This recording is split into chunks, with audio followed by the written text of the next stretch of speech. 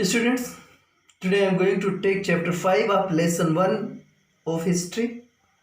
The topic is the chapter is the headline of the chapter is the abolition of slavery from French colonies. But before we go into the abolition of slavery, we have to see how was it started in the French colonies. Actually, the Caribbean islands such as Martinique, Guadeloupe, and Saint Domingo were the French colonies in Caribbean islands.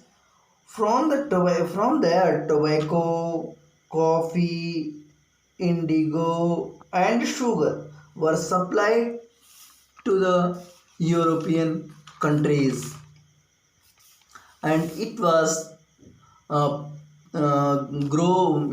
grown there by the European planters in the plantations.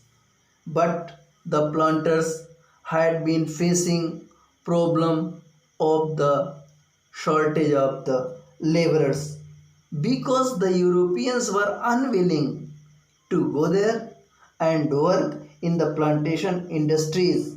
That land was unknown to them and it was long away from Europe. That is why they did not want to go there. They refused to go even. Solution of this problem came when a triangular slave trade started between Europe, Africa, and the Americas. Americas means the North America and the South America. It was started by the French sailors in 17th century. From the port of Bordeaux and Nantes, they sailed to the African coast via the Atlantic Ocean. Here they made contact to the local chieftain Sardar for the purchase of the slaves. After that, the slaves were branded, just as so many things are branded, and animals are also branded. In the same way, branding of the slaves was done. Then the slaves were fettered in chains and tightly packed into the ships for 3 months long journey to the Caribbean islands of these centers just discussed. The journey was undertaken from the African coast to the Caribbean islands.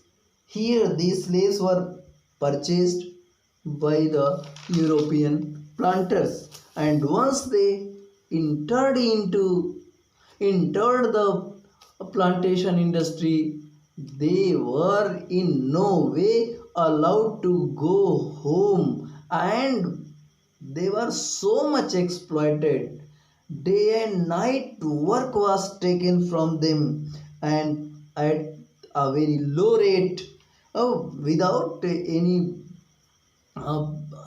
expenses. It was sugar, coffee, and indigo was grown for the supply to the European markets. These things were in great demand, in the European countries. In this way, Bordeaux and Nantes flourished as economically rich port cities by dint of the slave trade. That's all for today. Thank you.